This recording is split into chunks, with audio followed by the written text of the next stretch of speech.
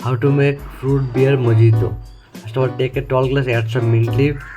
Then you have to squeeze 3 lime wedges.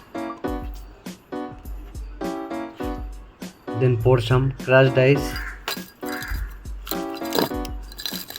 Refreshment mocktail. Then pour 20 ml of sugar syrup, 30 ml of fruit beer syrup, and 20 ml of lime juice. Then you can add some more crushed ice.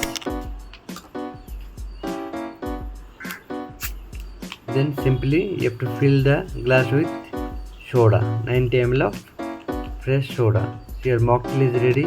You can garnish the mocktail with lime slices and mint leaf.